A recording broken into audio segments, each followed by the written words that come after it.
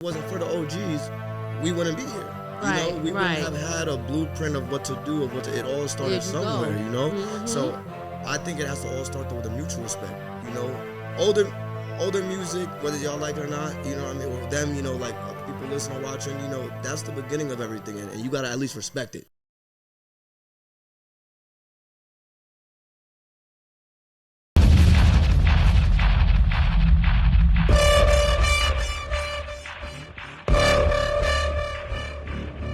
Welcome to the podcast from Doug Ground Up Productions with hosts Lady Miz and Ray. This is a universal platform, and there is nothing off limits. We talk about it all, and we keep it real. This is a no judgment zone, so come as you are. If you are a professional, entertainer, author, comedian, entrepreneur, or just someone who wants to get something off their chest, well, let your voice be heard here on From the Ground Up Productions. Sponsorship and other opportunities are available from the Ground Up Productions. Turning nothing into something. There's only one way to go from here. And now, here are your hosts, Lady Miz and Ray.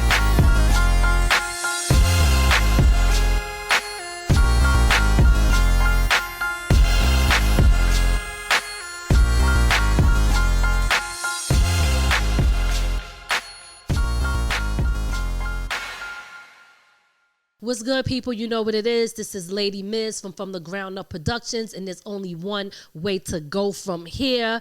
I am excited because I got EK the Prince in the building, baby. Yes, what's good? Yeah, I'm just chilling, man. I'm happy to be here, man. I appreciate y'all for bringing me out. And yes. I'm excited to just get into it, talk about what we got going on in the future. It's real bright. I'm not going to lie. It's going real good. I love that. Going. And I see that, too. I be scrolling through the gram like, okay, doing the damn thing. Well, I just want to thank you for coming on, first of all, of course, for talking with us. And you've been here before, but we didn't get to interview you at that time. But just like big shout out to Iborn who just left, your energy is good. And I don't know if you know that, but because people pick up on that. And I seen that in your smile when you came here. I peeped all of it, and I was like, yes. I was like, we got to get him back in here. And then that really made me open up to really scrolling through, listening to your music, and just combining all of it together. So I'm glad you're here. We're going to chop it up about all of that. Let's do it. Okay, let's get it. I like that. Right. So, okay. First, before I even get to my questions, tell people a little bit about you. Like who you are, what you stand for. With me, I'm not gonna lie. I mean, you said it off rip. Energy. Okay, I stand for energy, good energy. It's a lot of bad energy we deal with on a regular basis. Between finances, dealing with people, other people, everything going on in the world. So yes. I think EK is a big part of energy, and like you said, that's one thing a lot of people always tell me that they like my energy. When I walk in a room, when I go to a performance or I go to an event, I want to see everybody smiling, Right. Even like when I perform, that's my biggest thing I tell them. I don't care if I'm performing for 30 minutes or 2 minutes. I'm going to give you all my energy, all everything, because I want y'all to have the best time of your life. I want to see everybody else smiling and have good energy. That's what we're here for, Right. As an entertainer, we're supposed to go and entertain and make these people happy, So yes, for me, I think I stand for that, man. Just bring good energy to people and, just live every day that, the best you can. Everybody's time is limited, so that's a fact. Let's go out there and enjoy it, while we have it here. Yes, absolutely. Okay, I love that. Okay. So, all right, so let's first start with identifying your music and music evolution. Let's start with your latest, and I believe this is your latest project, Rock, Paper, Fire. Yeah, okay. So that is, yeah. So you know what? That's actually a collab with one of my brothers right there. Okay. So that's like a collab tape, that was the last one, which was good. I think the last project would have been for me solo was it's called Izanamis Revenge. So I like I like that. Yep, I got that. You wrote that one down. Yes. Okay. Yeah. So that's the one that was it wasn't the last tape that was just dropped, but that's my last solo one that came out that by yourself. Yeah, and that one I put a lot of a lot of effort into that one. I really liked that one that came out. I feel like that one had a lot of songs I loved on that one. Okay, well, you know what? Let's tell people about that one since you brought it up. I did have it down here, but give us a little history of the creative process of creating that. So first, it started with really the name. Like I like a lot of Oriental Asian culture a lot. You know, listen, I love my anime. Shout out my anime people. You know what I'm saying? And I kind of always like to have a story behind, you know, everything always has a story, even if it doesn't seem like it do.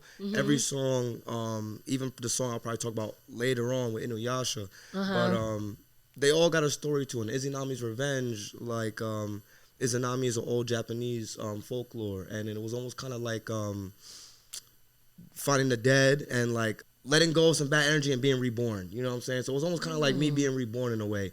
Okay.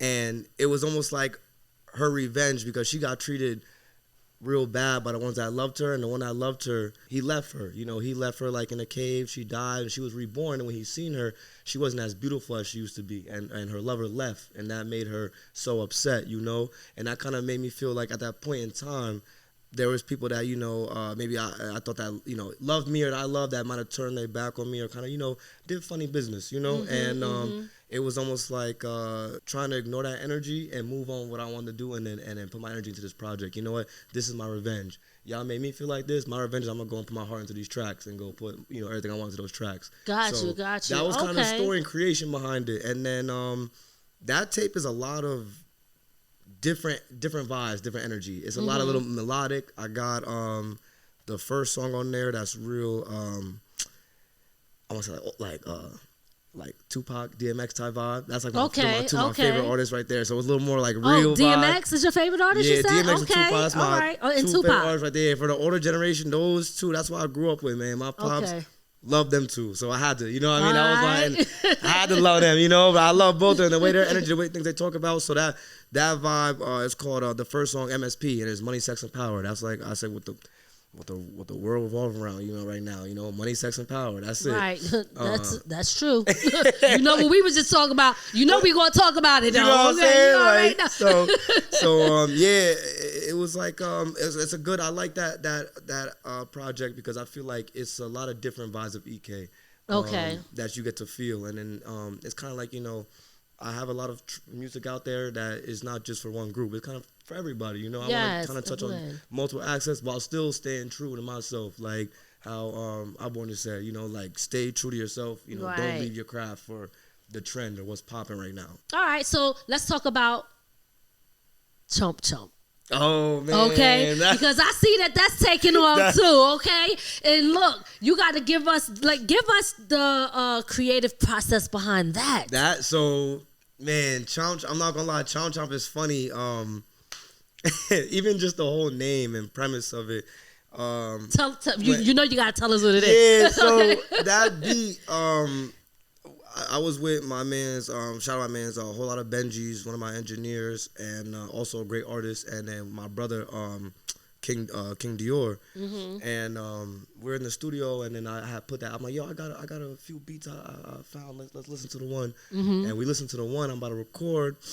And they was also like, yo, we like this. It's like a little calm, like I don't even know how to explain it, but they was like, yo, I feel like I'm in Dubai when I'm listening to this, you know? So we start fucking around being, you know, just doing stupid. I was like, yeah, I'm like, you know, in Dubai with the pant, the pool. I'm like little alligator next to you, pet alligator. And then they start laughing. They're like, what you calling him? I'm like, my son Chomp Chomp on the side, you feel me? And then that's how the whole intro started. And then that's how they was like, oh, that's ours. So that's how I started with Chomp Chomp on the side, you feel me? And it's supposed to be like, I was so joking. And then when I went, the whole premise was that little like the pink, I don't even know what to call it, not a doll, but that little. Because I was going to ask. I was like, what? Because I don't know what it was. Yeah. And I was like, I got to find out when he get here what this is. That's my little Chomp Chomp right there. I'm like, yo, we definitely we gonna put it on the screen. Yeah, you gonna see my little Chomp Chomp. You gonna see it, man. Shout out Chomp Chomp. Get him trending, man. That's my little baby boy. My little baby boy. Oh man, yeah. But you know, but go ahead. No. I'm sorry. No, that was just funny because I told them like after because I didn't have a name for the track when I first. Every time it's so funny when the like engineer asks you, all right, before we start, what you naming this track? And I'd be like, shit. So we first started, I was like, yo, just name it shit. Like, I don't know what I'm going to name it from now on, so just name it that. I'll just name it that. So we named it that. And as they thinking of the name, they're like, what are we going to call it? I don't understand you. I was like, no, we're going to call it Chomp Chomp. I'm like, and I'm going to that's going to be the whole theme, the prop. I'm going to get a prop. I'm going to go find something that feels Chomp Chomp to me, you know? Like, so I seen that, found that little toy, you know, and that was it. I was like, yeah, this is Chomp Chomp. That's my son right here. Okay. All right. Well, you know, since you're saying that, let me point something out because we were talking about that earlier. I noticed with your generation, obviously, your generation is my daughter's generation, right? And stuff. So, and a little bit my son, but my son is a little bit younger. But we were talking about a vibe, right? Yep. So it's about a vibe. And at first, I was not with it. Right, with the younger generation, I was like, "No, what are they doing?" And da da da da da. But then when I started listening, I'm like, "Well, it's kind of making me move." What's going on? Like when you in the club, you don't want to listen, but you in the back, like, I'm like, "What?" Like, damn, this shit hitting though. I'm trying to stop it from happening, but I'm like, it is a vibe, though. I feel a vibe. You can't do nothing. So when I hear you say you came up with Chomp Chomp and how you went into the studio and how you was like, just call it that. You came in. But you didn't have it all planned out. You just was feeling it as you went along, right? Yeah. So is that how you approach all of your creative material? Not all of it, and I won't lie. Honestly, for me, I don't want to say that that's more of a recent thing because there's been some other songs that I've had in the past that might have came from the vibe. But I would say from the past 2 years, most of the time I'll go to the studio.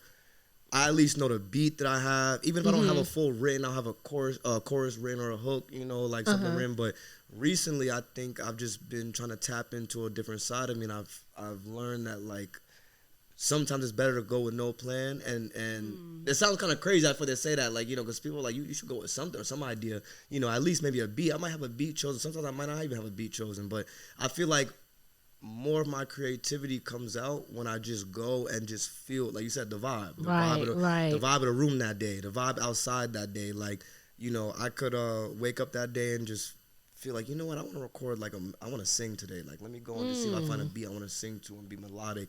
And some days I might wake up and I might be a little aggressive. I want to get a little drilly on the track. It is the vibe, though. I think it doesn't feel like it puts me in a box because I love to write. I love to write my music. I love to have everything planned out.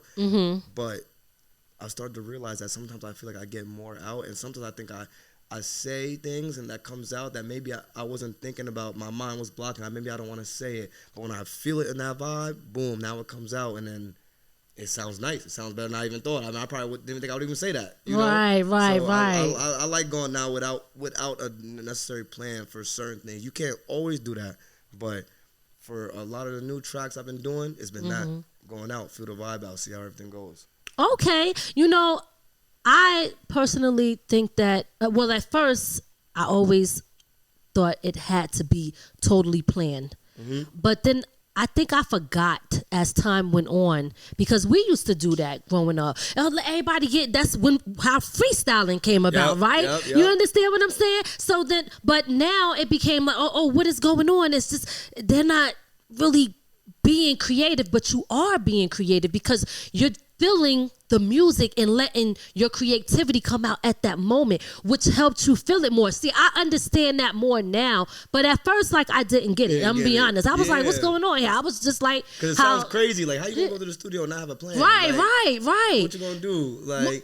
Yes, when we did an album, Family Business, and sometimes when it feels forced, it doesn't feel fun. Yeah, you know what I mean. Now you don't feel it, and you can hear it because it sounds like too well put together. You know what I mean? You're trying too hard. Yeah, exactly. Sometimes people you doing a little too much. You trying too hard. Yeah, I know you was in there.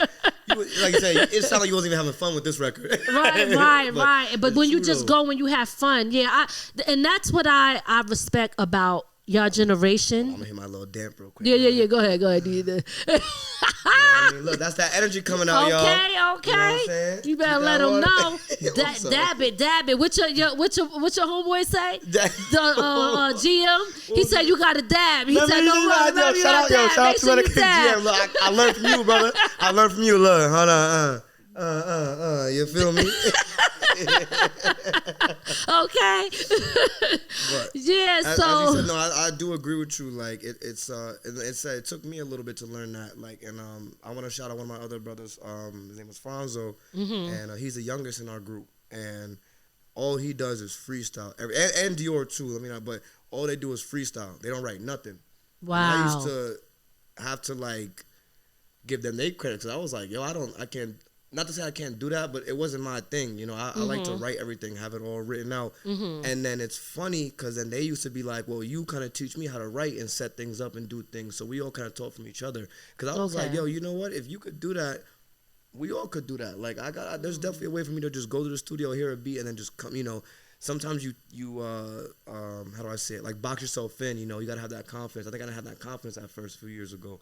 Now I know, like, I got the confidence. Like, yo, go out there, speak what you want to speak. Right. If they don't like that certain track or what I said on that track, that's okay. Like, maybe somebody else will. There's always a lane. I like it. Yeah, There you go. That's it. Listen, you always got to find your target audience. You're not going to be able to please everybody. No, okay, never, you're not. Never. Absolutely. Now, and let me ask you this: and I know you say you're right, but let's say for people who feel like, okay, well, it's always a vibe with me, then how do you build up your writing skills? I would say you gotta take time to. I feel like you shouldn't freestyle every single song should not be freestyle because even though you bring a vibe, you might have different things that come out.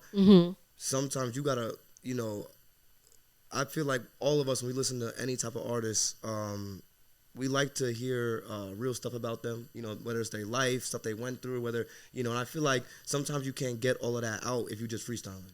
Right. Right. So when you really sit down by yourself, whether it's by yourself, you with people, you with a whole group, when you really sit down and write and take the time to think about what you're saying and making sure everything lines up, that's when the story comes out. That's when a lot of certain songs I have, it's kind of lined as a story. Certain songs you could tell people freestyle because it's all over the place, and it's kind of like how Iborn was saying, which I get it. Music nowadays sometimes is a vibe because some people can be in the stew, I don't want to say spitting nonsense, because they probably have a reason why they said it, but it's kind of jumbled. It's all over the place, it's not really technically a story, but they're vibing, Right. But sometimes you want to hear that straight story. That's what I miss about old rap. Old rap was always a story. Like, right. Like, the OGs, You know what I mean? Yeah, all of them. Like we said, people talking about Pete Rock, Nas, KRS-One, and then one of my other side favorites is Slick Rick. Like, yes, Slick Rick was nothing but okay. stories. Like, yes. like you sit there, you bumping and you enjoying it, but you like imagine everything going on, yes, and it's like, it's cool. It's like a movie for you, like in your head, They know how to paint a picture. Yes. And I do think to be able to paint that picture, sometimes you got to sit and write it all down. You're not going to get it in a freestyle session. You're not going to get it by just sitting there trying to vibe with the track. Right. You got to have it all written out, seen it, So right. I think to master your pen skills, you just got it's practice. It's like a sport. Practice. You Absolutely. Keep doing it. Absolutely. So you mentioned a lot of icons in hip hop, and some of my favorites who also influenced me to write and rap. When you think about the OGs in the game, the pioneers and the legends in hip hop, and you look at your generation, talk to me about how do you feel the gap has, I guess, widened? That's not even the way I want to ask it. Let me reframe that. Hold on. Go ahead. I like the question though. I like this question. So okay, you got the OGs and you got the newcomers coming up. I'm gonna call y'all the new artists, right? Yeah. Y'all the new artists. Y'all the younger generation, right? So when the OGs had a different way on doing things, y'all have a different way. How do y'all combine and come together? Because there's a major gap. Yeah. There's a gap. I want to hear from your perspective. The younger rappers coming up, how do you feel about the older rappers in the game? Because a lot of them don't respect them. A lot of the younger rappers don't respect the OGs. Yeah. I want your point on that. I don't want to ever say anything's impossible. That bridge should be able to get closed. But sometimes, and look, there's no offense to anybody older, watching this, but sometimes older people be stuck in their ways a little bit, My parents too, They don't talk about us. They're stuck in their ways, But I feel like we should be able to bridge that gap, but sometimes it's hard, and sometimes even with the younger generation, we hard-headed. We don't want to listen. We think we know everything. You know what I'm saying? Like we think, oh, y'all had y'all time. Y'all not doing it like how we doing it. Meanwhile, like how we was talking before. I'm like, if it wasn't for the OGs, we wouldn't be here. Right, we wouldn't have had a blueprint of what to do, it all started somewhere, So I think it has to all start with a mutual respect, older music, whether y'all like it or not, what I mean, or them, like people listening or watching, that's the beginning of everything, and you gotta at least respect it. You don't have to like it, but at least respect it, And then for the new generation, it's the same thing. Older heads, everything is evolution. Everything's not gonna be the same, The way they rapped 30, 40 years ago is not how we rap now, But it's not to say that one is better than the other. That's where I feel like the bridge comes into the gap comes in.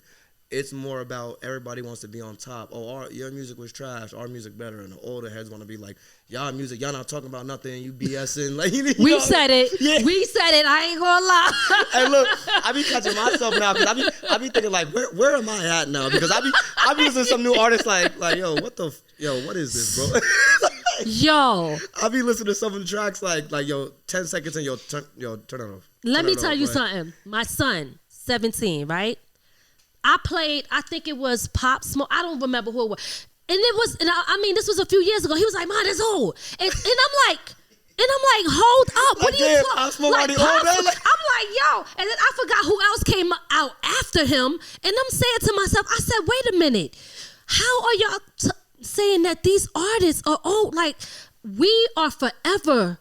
Like, I'm going to call I know people don't like using it, but I'm going to say we're fans of people's music. We shouldn't have to feel a certain type of way to say that. Yeah. Like, I'm a fan, that makes me a corny. You understand? I know. Like, no, they try to make you feel bad for saying that. Yes. We are forever fans. Word, yes. We're forever fans of artists that we like. So they never go out of style to us. You understand? Exactly. So it's like, I don't understand how people like say, oh, it's over now. Why is it got to end? Like, the same way. My thing is, too, with that, type of argument, Pop Smoke still get played in the club to this day. Okay. Usher, Chris Brown, all of them still get played in the club to this day. Old tracks, new, you know what I'm saying? You're never dead. Like you said, if you a real fan, you always going to listen to them no matter what. I know there's artists that I listen to, to this day now, even if it is older, a few years from ago, but it's DMX. Like we were talking about DMX. I always bump DMX. Okay. You know what I'm saying?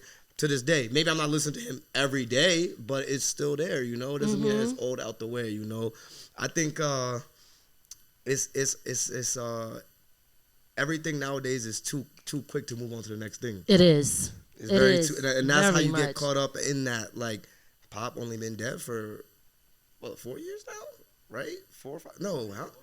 Yeah, 3-4 years now, but it's already on to the, on to the next. On to the next one. Boom, who's coming up now? Who, like, right. we didn't even really give him a whole decade to really, phase out, and people already want to just buy. And that's like one example, we were talking about Pop, but I feel there's other ones too. One example for me is Juice WRLD. I don't know if you guys like Juice WRLD, but that was a sad one for me too when Juice WRLD died. I like Juice WRLD a lot. I wouldn't say he was one of my favorite artists, but he's up there for me. Mm-hmm. Same thing though. Like, a lot of people even admitted, they were like, yeah, after he died, like about a year or two, I kind of stopped bumping him. I just kind of put him away. And it's kind of like, why though? Like, what, what I mean? Why, like, just give up on that so quick, And that, I think it's just a trend. Who's the next? Who's gonna be the next Juice WRLD now?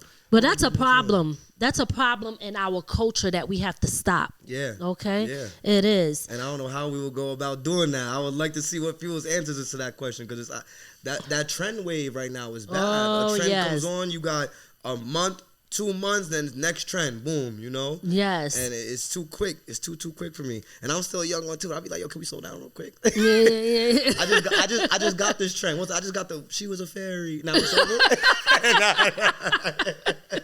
Oh my God.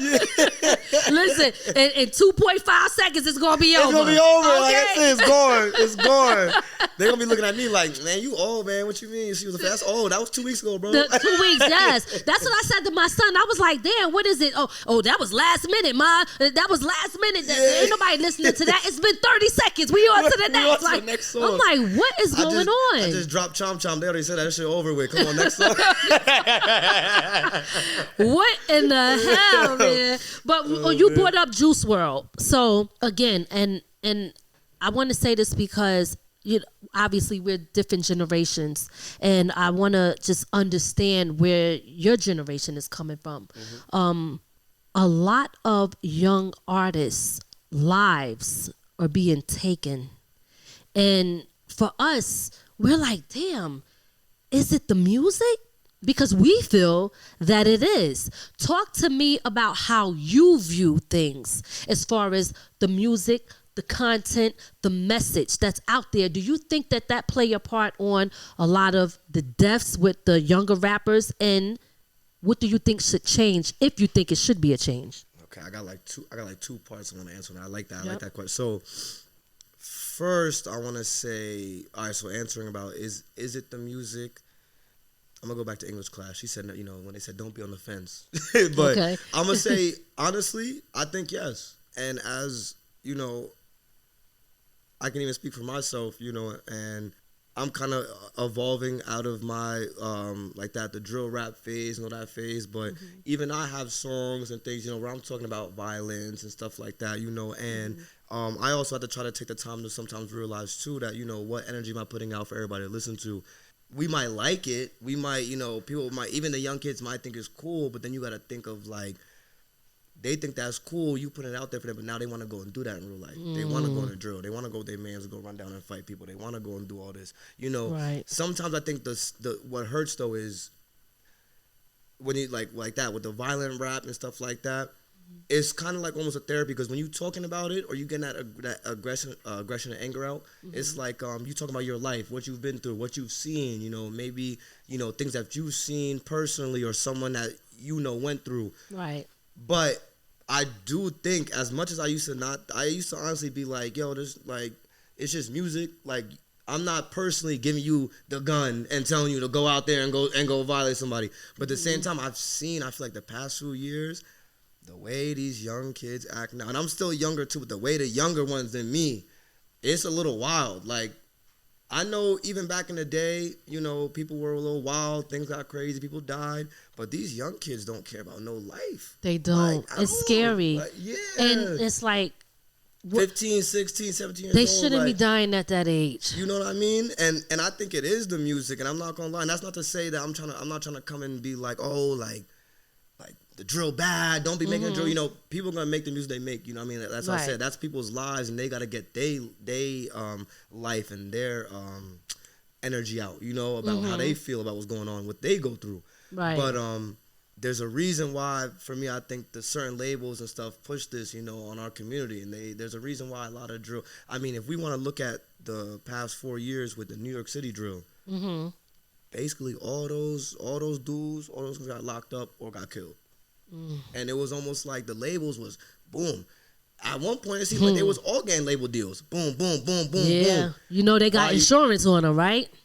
You know what I'm saying? See? So it was like, it wasn't quite, me and my friend, we talked about this in our group, 647, it was like, be aware, like, good. Because dudes is getting label deals and then 2 months later getting locked up for 30, 40 years. Right. Or you getting a label deal and then you getting killed, and they just making the money off you. All these owners, label owners, they just making the money real quick. And I feel like that was a way to just, let's start getting, make them all fight, increase the gang violence, make them all fight, kill each other, and then we're going to wipe them all away because we're going to start arresting y'all. Okay, yeah, you killed him, but now we're going to arrest you. Now y'all both gone. And y'all careers both over. Okay. You know what I mean? So I feel like it is the music, it's going to be rough to change that, because right now that's a big phase. Right now the drill phase is still here. I feel like it's phasing out a little bit though. Like, I feel like we're near the end of it, but it's... it definitely influences these kids, man, and it's bad. We got to watch what we're doing, and that's why I'm trying to get back to my melodic phase. I'm trying to get back to my calmer phase of, I feel like I went through my little phase of being wilding out, want to rap about wilding out, but then it's like, we all have been there. Yeah, but you got to evolve, Exactly. And what was your second part of the question, too? I'm sorry. What was the other thing you asked me? Oh, now I didn't forgot. Okay. No, wait. You sure you didn't answer it? Yeah, I might have. We're gonna look back. We'll come back to that. But I like that question a lot because it's hard. People be asking. And as I said, it's hard for me to say because I've made a lot of drill music before, but the influence, man, these kids is wilding now. They said their YNs is bugging. Let me ask you this. Yeah, and you know what? That's funny because we just was talking about that YNs. Well, why did they even change? Yeah, because y'all don't want to know what I took YN's ass as the acronym. What would you take? Young niggas. Yeah. That's really it is. That's really what it is. Oh, okay. I thought I seen something else. I was like, oh no, I swear I read something else, and I was like, I thought it was young niggas. You know what I'm saying? I'm like, what? But see, that's the YN. Oh, look, Jesus, somebody help. They told me on Twitter, right? I seen the post. They said YNs is from. They was saying like some bullshit, 12 to like 18 or something, like 12 to 20, and then it was like 21 to like 28 is we the big bros. So I'm big bro. The big so bros. Are you the big bro I'm now? big bro now. You know what I'm saying? I got one more year left. And then one more year for the YN or one for the big bro? One more year left for big bro. And then I think I'm not trying to go there. I'm not ready for that one. I'm tight. Like, I'm not ready for that shit. I'm like, yo, stop, bro. Come on. Extend the age. Like, you know what I'm saying? Can I live? Like, I'm holding on to youth right now. Yo, stop playing. I'm like, one more year, I'm holding on to the leg like this. I'm a big bro. Like, yo, that shit made me laugh though, man. That shit, stuff like that funny, man. It made me laugh. Cause I like when our community do shit like that. You know, I mean, we funny as hell for shit like that, man. That's a good one. Okay. Being someone who created drill music, doing drill, rapping drill, all of that, I want to ask you this. I rapped on the drill beat. You know, I'm an OG, so it's going to be, you know what I'm saying? But what I did was I said, I'm going to rap on the drill beat, but I'm going to have a positive message on it. You understand? Yeah. So, but I want to know from you, doing the drill, right? Did you feel any different? Because a lot of times, you know, we say that the drill music, the frequencies, you know the difference in the frequencies, what it can do to you. Yep. Talk to me about how it made you feel. Be honest with us. Please tell us. Does it do something to you? Yeah, it does. It definitely does. When you making the drill music, I mean, especially around that time too, it's a lot of, for me, it was like getting out anger and aggression. Without having to go outside and really have to do that. You know what I mean? Like with that. So it felt good. I'm not going to lie. It felt nice to be in there rapping. You know, maybe there was somebody I just dealt with that I wanted to go and beat up and fight. You know what? I'm going to get my energy on this on the track. Like, you know what I'm saying? We're going to talk about all this shit on the track. Like what we're going to do and shit. But it does feel nice to get that out and let it kind of free, you know, and then be like, get my energy out, you know, I like this, and then you kind of got, that's why I think that drill has all that, it's so much energy in it, so much like power and passion into it, you know, but like when I listen to it now, I don't have the same feelings, like I don't go into there, like I said, I guess it was just the time period of it, you know, I was a little more angry, I was a little more mad at certain things, and then going through certain things, and now listen, I've listened to drill for years now, you know, so I'm always gonna love drill, I'll always love that type of music, and the storytelling that they do, because it's still storytelling, even if it is a little bit of violent storytelling, we still have, I mean, DMX, one of my favorite artists, he's a very violent storyteller. Yeah, you know that's very true. You know? People be forgetting, our generation, I love us, but we can be very hypocritical to not understanding that it might have been different type of sound, but sometimes the message could have been the same, but just said a different way. Yep, exactly, just a different beats, different way of saying it, but it same type message, you know? And sometimes I feel like that was also the influences of, you know, me able to kind of get that out and then let it out on the track. But I don't want to say, like I said, it wasn't a bad feeling. Okay. But it's more of a, I don't want to say a mix, because I'm never in the track feeling bad, because when we make the music, you know, it's never like bad intentions for me personally. I don't, you know, I'm not anybody out here though dissing and beefing with a lot of people, like to where I'm like making a diss song that I want to see you next week and link up. So to me, when we made the track, it was more of the drill vibe of the vibe of it. You know, we out there, we dancing around, you know, everybody having fun with it. So it's nice, but I just don't have that same feeling now. Like when I make music, I'm on a little bit of a different, I'm kind of going back to old me, honestly, in a way. When I first started making music, I was singing a lot. When I first started making music, I was going through a little breakup, so I was in my bag. You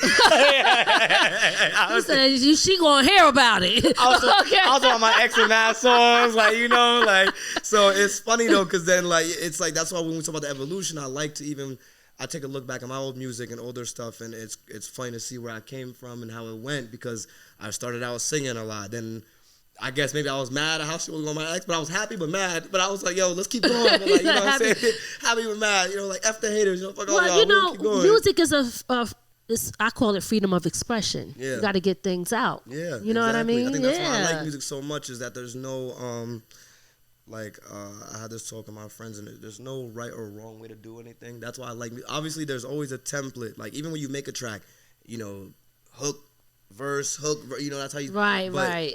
You don't gotta follow that. It's music. You don't. You know, I had an old friend that told me that. Big shout out to CX. He said, because I would hit him up. Like, he to me, I used to compare him to Jay-Z. Mm-hmm. He has his own style, so, you know, but I always compared him because to me, he sound like him. Mm-hmm. But I was telling him, hey, do you think I should, and can I say it like this? And he was like, Miz, you can say it however you want to say it. Yep. Nobody could ever tell you how to express yourself. Yep. You know what I mean? And I think we have to remember that all generations, the younger and the older, you know, like, this is people being creative. Yep. You know, and that, yes, it's absolutely. It's the same way, like, sometimes people forget, you know, I think we forget that music is an art, you know, yes. and it's the same way, like, you wouldn't walk up to Picasso and be like, nah, don't paint that shit like that, bro. Like, come on. Like, you know, or nah, that tree not supposed to be there, bro. Like, come on, move it over here. You know, like, right. The same way you edit a video, you're not sitting there telling a dude, nah, you know, like, it's all an art, it's all a free form, you know. Yeah, there's the right way to technically do everything in life, you know. Mm-hmm. But with music, it's nice because you don't got to follow, you don't got to box yourself in. And I feel like, me personally, I started to realize that some of the artists that really, really pop and make it far, they didn't stay in that box. They do sound different. They do, you know, you can't just be wanting to jump on the trend and try to sound like the next dude, because it's not going to last, you know? And usually by the time you jump on the trend, it's over already. It's over, right? Like, and you're never true to yourself, and you don't have real loyal fans because they never know what to expect or who. It's like, yeah, exactly. What is this? You know, like, yeah, you probably gain some fans. You know what it's like? It's like social media where people, they just post anything that they think is trending, but they think, oh, my numbers is up, but they're not there for you. They're just there for what you're posting about. You need loyal fans. That's going to be there whenever you drop. That's what you know.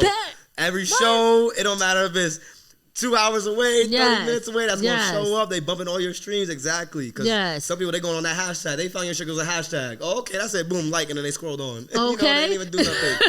It's true. And that's why, like you say, you got to stick to that craft, stick to yourself. No matter, I've been having to tell myself that, like, don't try to switch up too much, you know? And it's sometimes it's hard because you feel like, damn, should I be doing this way? Like, I see what they're doing. Should I be doing that? You know, it's hard, especially with social media right now. So when social media kills, I love, it's the way we just talked about the AI before. I'm 50-50 with social media. I'm 50-50 with AI, all that. Okay, you got to break it down and tell me why before I even get to I need to understand how you feel about that. Because I use AI. So talk to me about why you're 50-50 with it. AI to me, it's first of all, it's amazing. It's great. Mm-hmm. This is some crazy technology we about to get right now. You know, like, I can't wait to see what it grows into. You know, but I'm a big believer on, like, things that we get. You know, now I'm not gonna be like, oh, government and all that. You know, I would just say the higher ups, they probably already had access, or they've been working on this, you know, for who knows how long. You know what I'm saying? Absolutely. So for me, it's getting a little too scary, though, with how much we could do with AI, because at this point, we're not going to be able to tell what's real, what's not real, unless you literally right there in person. And that's what's scary to me, because there's a lot of things, and I'm not even talking just a music standpoint, I'm talking about political standpoint, I'm talking about going to, you know, you don't know if you want watching a video or watching a video that's actually that person. Like, they did the little AI videos of, like, you know, Will Smith, and then they've done AI videos with, like, a dude doing a whole YouTube video. Like, it was like, it could be like this. And then they're going to put at the end, like, this is all 100% AI. Like, this never happened. And it's like, so that's scary to me. That is. I agree with you on that. That's too much. Like, it is. At this point, everything going to be fake. And we already are so much on our phones and everything, you know? So at this point, everything going to be scrolling through is not going to be real. Unless you were in there in person, you're not going to know what's real or not. And I don't want to be at that point now. I don't want to be watching it. I already kind of feel like I do that now. Like, what's this real? Did this really happen? I'm like that. Already. I'm like that. You know, like, even with things being scripted and stuff, is it scripted? Is it, you know, so it's like weird. I don't know. And like I say, I hate it because it's also so good. Like, what we was just talking about, the videos and stuff. And everything we do with it. And, like, even, like, the people use, what's that? Chat GPT. Yes, you know, I use Chat GPT. Chat GPT. I'm not gonna lie, it's a finesse. You shout out to Chat GPT. Chat GPT, we see you. We love you, baby. But like, yeah, you know, because like that, you know, people is building like careers and businesses off that Chat GPT, asking it questions. What should I do for this? What should I do for that? Yeah. Like, and it's giving that's good answers. Like, you know, yo, you could use it as a therapy counselor or the whole night. I be like, damn, let me call the cat. I don't need you. Don't worry, we good. Cancel all the sessions. He be like, you take your ass to counseling. I'm like, no, I got Chat GPT. Nah, Ray said, no, I'm good. He said, oh, you got Chat GPT, good. I'm gonna go watch the TV. You don't gotta vent. Yo, after work days, right? Don't vent to me. Go talk to Chat. Go talk to Chat over there. Oh my God. Yeah, it's crazy, man. Cause like I said, that's why it's so sad though. Cause it's like, damn, should I be like ecstatic and happy, or should I be like scared? Like, you know, like I ain't gonna lie. I am a little scared. This is probably not the best attitude to have, but I do feel like it's going to eventually be not good for us in the end. Yeah. But I'm like, I don't know if I could change it. So I said, I'm going to get the best out of it that I could get. Oh, yeah. I'm using everything that I could use. I'm building. I got several businesses, all types of things lined up, just ready to go in case it falls down. And I got backups. Because if y'all shut down all this stuff, I'm going to have a hard paper copy, baby. All written, all printed, everything. Ready to go. Pictures on it. And it's so, it's so true to have that shit ready, because you don't know like when it might go too far. Like, you don't know when they're going to shut it down, or they're going to start putting limitations. Right. Listen, y'all hear me say this. I bet, give it a few years. Watch. AI going to start being on some shit. Oh, you can't use AI subscription. You got to pay for this. You got to pay for that. You want video. Watch. I'm saying they're going to start using that shit. Yeah. AI is going to start to become like an everyday thing. Like you said, it's going to start being every day, you know. They're using it for everything. Yeah, it's doctors, all types of stuff. The surgeries, you know, the plane stuff. I would say I just read something like that when we mentioned doctors. I was saying they're using AI now to try to help, you know, figure out what was wrong with people and figure out things that they need to do and which best way to work on somebody. And I'm like, damn, like that's good, but yo, listen. AI is AI. It's still a computer. Computers fuck up. That's a fact. Like, you know what I'm saying? That's a fact. People act like that can't happen. You're absolutely right. Yeah. And then you know what you need? A human to fix it. You still need humans. Always. Exactly. Look, we here. We here. We ain't going nowhere. Look. I think. Shit, I don't know. Let's ask ChatGPT real quick. Yo. I don't even want to know that answer. Forget it. Oh my God. All right, so let's go into navigating the music industry. Okay. So as a young artist in today's music scene, what challenges have you faced in establishing your presence? Oversaturation. Heavily. And trying to stand out in the oversaturation. Whew. How do you do that? How? We still trying to figure out. Nah, I think what I do is, though, me personally, that's, I think, still one of my biggest tasks. And I think that's always going to be a task for this is a new generation problem I feel like we have to face. That an old generation didn't have to face as much. There was still a lot of artists back in the day, but it's not the same as today where, you know, you could go on your phone and make music right now. You know, dudes is just waking up out of bed, waking up, boom, making 8 tracks. You know, now they are artists. You know, I think for me, it's really the social media. You know, especially like Instagram. Like that's my biggest thing, and it's trying to figure out the way. Cause I'm not a trend jumper. I don't like to jump on the trends. Sometimes some of them is cool. Like I'm not saying all trends is bad. Some of them is cool as hell. I like them. Right. Maybe we'll do a video like maybe trying to do a trend with something. But I'm not really like a skit person, you know, or making a lot of, which I gotta get better at. I gotta start doing that more, you know. But it's trying to figure out how can I set my own trend or my own wave to separate from everybody else. You know what I mean? Because you got 10 people making the same type of reel and same type of video. I'm not just gonna be the 11th person to do it because now I'm just falling into the whole algorithm. Everybody doing it. I think that oversaturation is the hardest thing right now with the music industry because you got 30 people all trying to do the same thing, same type of vibe, same type of flow. You got to figure out how to stand away from that. You know, You made a really good point, and I think a lot of people face that. And to tell you the truth, it's like that in every industry. It's like that with music. It's like that, I think, with sports. Yep. Okay.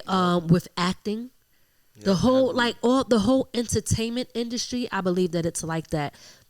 How I see it is, do something different that no one else is doing, and attach that to your music. Yep. No, I agree. See, when I started doing the podcast, it was people were doing it, but it wasn't like right now everybody's doing it now, right? Exactly. Yeah, that's the new thing. It's oversaturated. Yep, like the streaming and stuff now. Yeah, too. yeah. Everything with the streaming and stuff. Yep. I used to be like, well, okay, when I was doing music, I used to think, well, I'm sharing this and that, so people are listening, but I didn't feel like I was getting the support that I felt I should have got. Mm-hmm. And then, sending it out, and then I'm like, I feel like people are getting tired of it. And when I thought and I looked, I said, everybody's sending their music out. So now even me, I feel like that. I feel like, damn, there's somebody else, they want me to listen to their track. Somebody else said, go listen to it. And the word, what makes me feel more mad about that is like, you be like, damn, it's like 10th person to send me something to listen to. But then the thing is, they don't send that to like 1,000 other people on Facebook, so it doesn't even feel genuine. Like, you didn't even genuinely send it to me. You just click my little name and boom, boom, copy paste. Like, exactly. It's true though. Like, even like you said, with everything now, it's so hard because, like you said, with the podcast, like everybody want to do a podcast. Everybody doing the now. podcast. Everybody you gotta be able to add a different aspect, and like talking about from the ground up, I love this. This whole aspect of everything y'all doing is fire. Thank you. That's why I said we got to do something slightly different. Yeah, otherwise we're just blending in. And that's it. And that's how you end up and a lot of people right now, some of these people that kind of will jump ahead of us in a way, because I hate trying to say, because everybody has their own little path they're gonna take. Right. But sometimes you see people jump ahead of you, and I'll be wondering, like, how did you do that? Like, I feel like we both was in the same spot and he flew ahead, but sometimes they get a little help from people that's already involved. And, this is from the ground up. We doing all this shit from the ground up. Okay, let them know, baby. So it takes a little bit, you know what I'm saying? Y'all see the sign. Like, you know what it is. Yeah, I think that makes it, it takes a little longer to get through and get out and stand out when you don't just have somebody who's just gonna boom, like put you in the limelight and right there. Absolutely. But, it feels better, I think, coming from the ground up, and then you get to, when you look at this in 5 years, then you're going to see where it's going to be at. You're going to have a whole nother spot. It's going to feel great, Right. And believe me, we went from one room to the next room to just virtually we were like, you know what, now let's start doing the in-persons. We going to just switch it up, turn this booth into the creators box, get people to sign their name, and make that not just about creators, but a network of door. Oh, such and such is here. Oh, okay. You need a DJ? It's DJ. Right there. Let me know. I'll connect y'all. You understand? It's a whole lot of ads right there. Yeah, a network. And we want to get that door full of people, you know? That's what it's about. Absolutely. How do you balance staying true to your art and your vision while adapting to the industry trends and the expectations? I want to shout out my peoples for this one, because sometimes I need that help from the outside sometimes, because it's hard, man. That's a big challenge, especially with the way that, like you said, is the industry standard of what they want you to be doing and how they want you to move or act a certain way. And I know for me personally, I don't follow a lot of things by the rules, by the industry standards. You know what I mean? And that's just me. Please don't.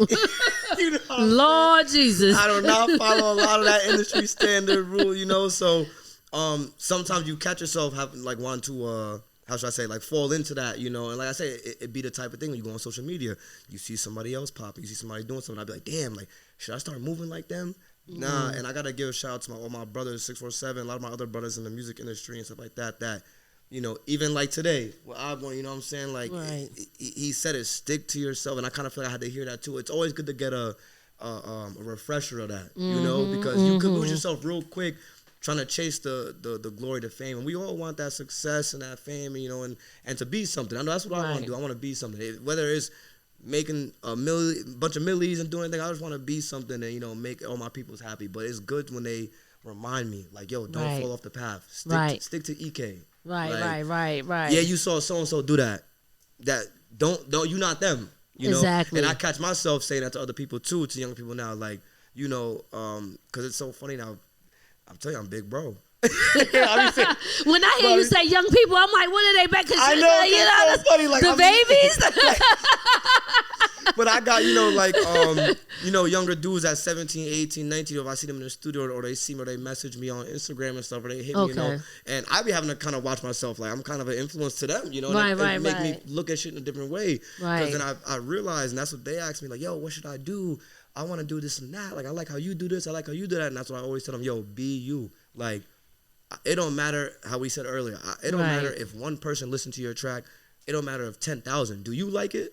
That's it. If you like it, bro, that's all that matters. And it took me a while to get that. It took me a while to learn that because I was trying to make tracks for people. Okay, and then I feel not for yourself. Yeah, and then I feel like once I've started just, I'm in the track recording like what they're gonna like, or they're gonna like this bar, or they're gonna want to hear this. Nah, like scratch all that. Then I finally just started, what do I want to say? Right. What do I want to get off? How do I feel? Yeah, exactly. Yes, and then I think that's what really helped me start to elevate a little bit more. Okay. What you mentioned, the millions, the this, to that. Mm-hmm. Let's say that never happens. Mm-hmm. What does success look like to you? Because it's different for everybody. You could still be very successful and maybe just make a meal, and you could take that meal and you could flip that meal. It doesn't have to be millions and millions and millions, right? What does success look like to you? Success is my family's eating. That's it. And when I say family, I'm big on family. Like, that's my main thing. Like, my actual family, and my family is my brothers and my sisters, like my little, shout out, let me shout out my little sis, Docky, Queen Moody. She gonna watch it, she gonna be gas. But I got an older brother. Okay. I'm the younger one, but she's like, if I had a sister, that would be my sister. But all of them, that's my family though. Like, for me, as long as I could do something that they're also proud of, they're happy to see, and I can at least use it to help us in some way, and it could at least help push. Like you said, it don't gotta be a million. Even if it's a 500,000 or something like that, something I could give back and help my family. Or it could not even be about the money. Maybe I could end up linking one of my my bros with somebody, and then my bro takes off. We all eating, like as long as the family's eating, that's success for me. That's what I came here to do. That's it.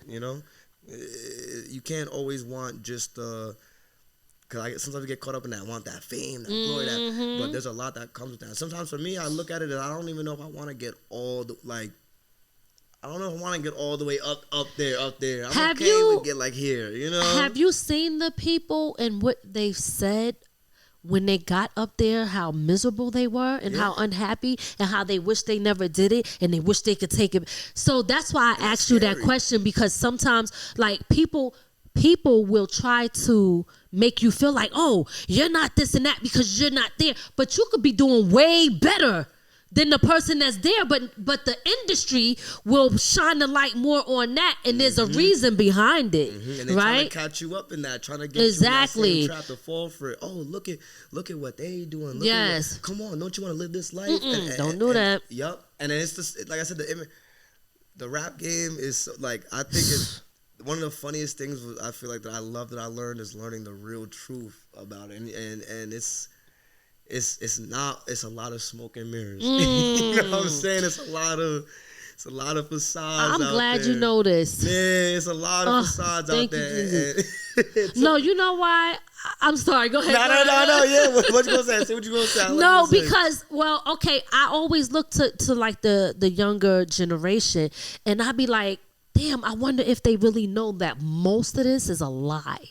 Most of the people are lying. Their whole image is a lie. Like, they're not real. That's why I respect people who are really living in them truths and being free with it. So it's like, no, we're not going to judge somebody because you don't like that they didn't say it like this. What about the fact that they're just enjoying it? Like, when I watch you and I watch your videos and I see you with GM and all, and I'm like, y'all look like y'all did to having fun. Like, y'all are really vibing out. Yeah, and it's a good feeling. I see that, and I'm actually happy to see that, because at least y'all are having a good time and you're enjoying what you're doing. Genuinely. Not just like, oh, I gotta do this because this is what the gram want to see. Exactly, like, and that's what a lot of people do. Oh, I gotta pose up for this, act like they're having fun with it, and then go walk off. Yeah, they're not even happy. And I feel like you could tell in the, like you say, a lot of people. It's so funny you said. A lot of people said that in that video. the most recent one still got the juice, and everybody's like, "Yo, you just seem mad happy, like y'all having mad fun with it, like that's good." And they play that, it makes them happy to see that. Yes, I want to get on. I want to get on the mic. I'm like, what? Yes.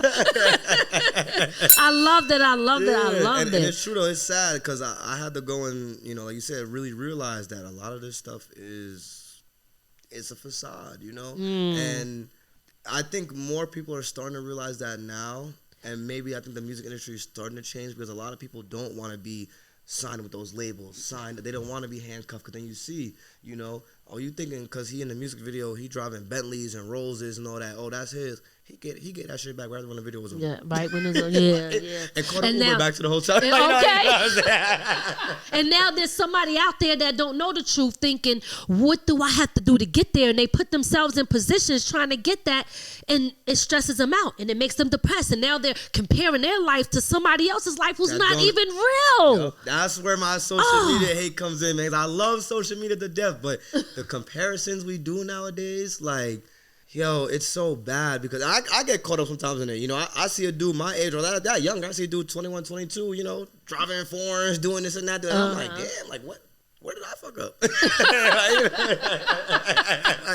Like, I made a left turn, you went straight. Damn, like okay, that's what happened. But it's like you said, you have to realize. And I think it's funny because like me and Jim have this talk because obviously one of my things I want to do on Instagram right now is get my following up because my followers is not up to where I want at all. Okay. But I've also learned like that being with him. I still could be in a lot of rooms around a lot of people that people wouldn't even think, So I've seen a lot of things, been around a lot of people where that's what made me really realize, oh yeah, you got 70K or 80K, you just like me. You just got more followers, and you just have more content to push and post, But we doing the same thing, and we go through the same struggles and everything, and that started making me be like, I met dudes that got 300, 400 followers.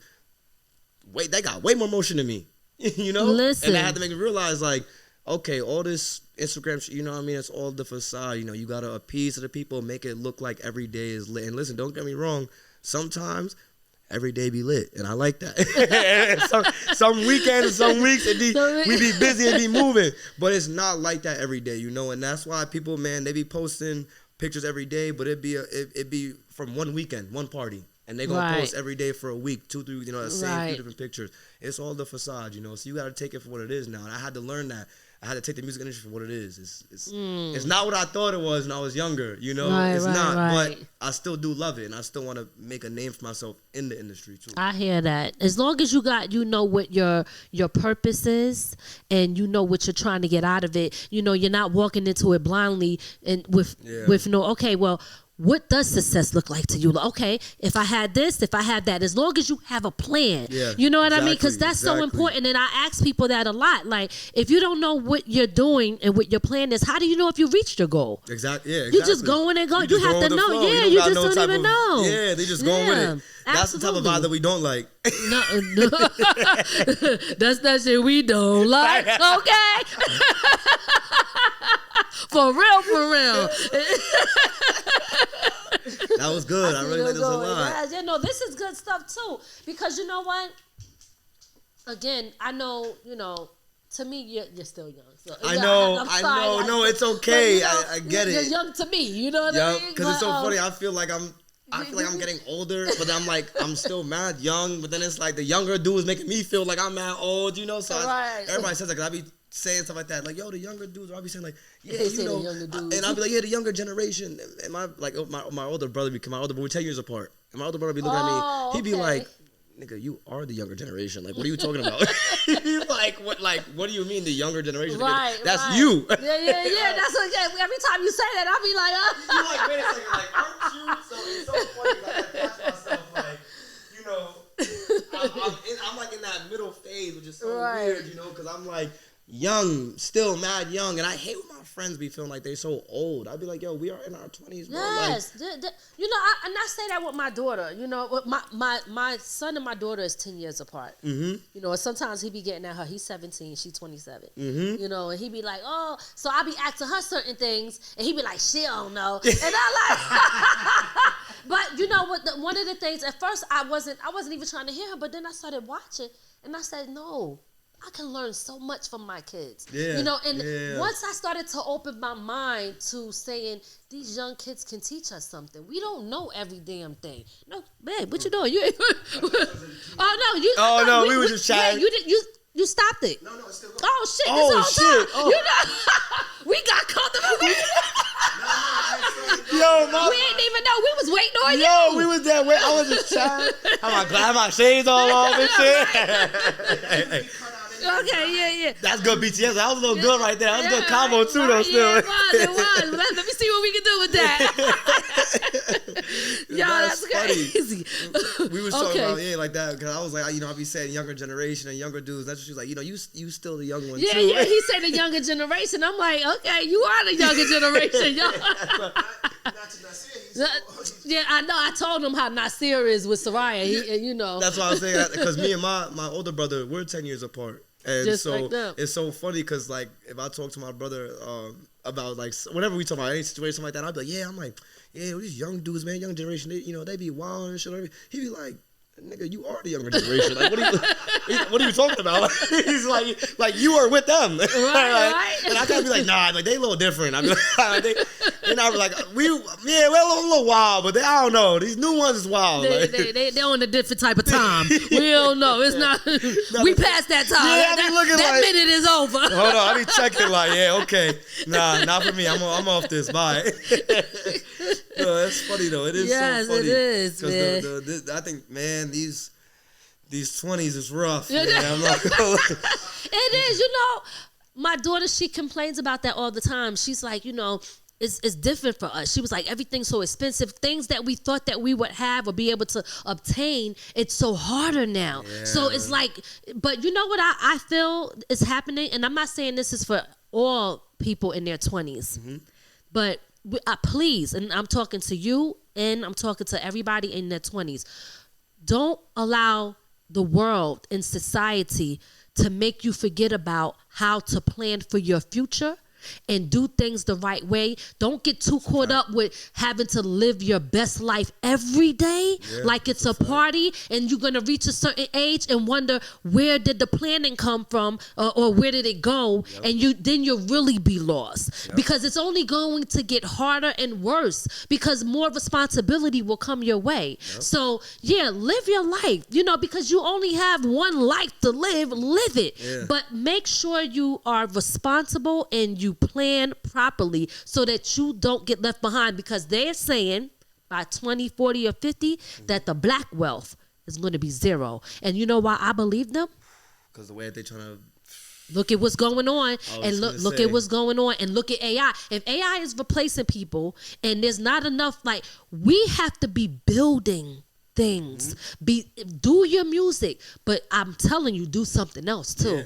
Do something else. Be entrepreneur, not just an artist. Yes, and that's something I like to do. That's why I'm trying to get into this game, and this is how I have a talk with my like label, our group. I say, listen, all the real successful people in this industry that maybe were artists, 50, Jay-Z, Mr. Combs. but hey, listen, we can't take away from what he did. We ain't talking about the baby oils and the parties. We talking about the business aspect. The business aspect, all of them, they was all artists at a time. They was all doing their thing at a time. But they knew, and like I told my mans, I would love to still be making music. If I could still be making music and perform at 40, 50, still get a little sturdy, like. Okay, you better let them know. We still here. I would still love that. But I'm like, this music is not forever, bro. Like, we gotta be realistic. I'm very realistic about a lot of things. This music is not forever. Right. Like, is at a certain point, we're not gonna be just sitting here in the studio and making music all day, and it's gonna be paying bills. But you can still create. Be a creator. Creative don't stop. Always create, and that's why don't ever stop that. But I'm like, we have to be able to become a business minded people about this, because we have to be able to. There's gonna be a new generation coming up. There's gonna be people that we could. Okay, you know what? We got the networking. Let's bring them up and teach them the other ways that we did it, and then have a business, and that starts a label, and that starts this. Get into doing videographer. There's so much more in the entertainment industry to do than just music. I feel like nowadays a lot of people just want to be just the artist, and I get that. you want to focus on your one thing. But for me, I guess I look at it different because I do so much, like hosting events, going to events. I am an artist myself. I try to help a lot of other people grow an artist. I connect people, so I always look at all of it, like the whole aspect of you as a brand. Yeah, exactly. Not just as an artist. Not just the artist back. You know what I mean? This is a whole brand right here. Like I told them, our label 647. Like this is what I want to be.